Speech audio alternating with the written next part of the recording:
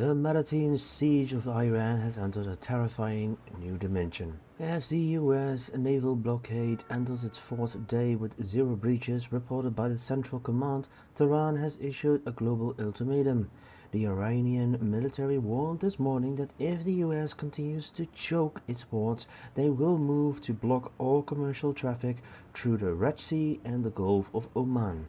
This triple blockade threat effectively puts the world's three most vital energy arteries at risk of total closure, a move that could decouple the global economy from the Middle Eastern oil indefinitely. In Washington, the economic war is moving from the water to the ledgers.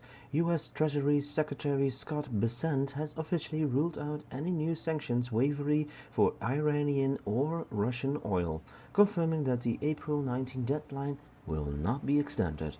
In a direct warning to Beijing, the Treasury has sent letters to major Chinese and Emirati banks threatening secondary sanctions if they continue to process Iranian funds.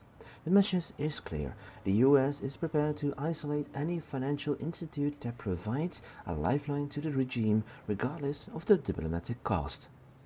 Amid the rising tides of threats, a flicker of shuttle diplomacy remains.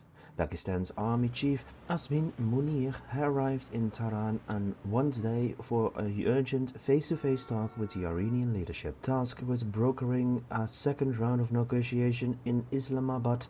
Munir is racing against the clock as the current two-week ceasefire nears its expiration. While regional officials report an in-principle agreement to extend the truce for more diplomacy, hardline advisors to Supreme Leader Mojtaba Khamenei are reportedly pushing to scrap the deal and return to the policy of total military retaliation. In the Levant, the Washington Channel remains open, but the guns are not yet silent.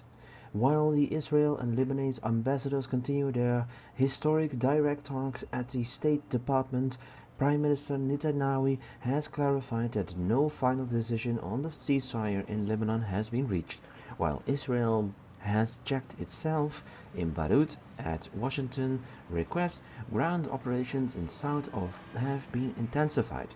The Lebanese government is demanding a full return to the 1993 and 2006 border protocols. But for the 1.2 million displaced people, the wait for a real peace continues. We are witnessing a war of attrition, where the primary weapons are no longer missiles but maritime blockades and secondary sanctions. The Islamabad 2.0 talks are the last barrier between a managed ceasefire and a total regional collapse.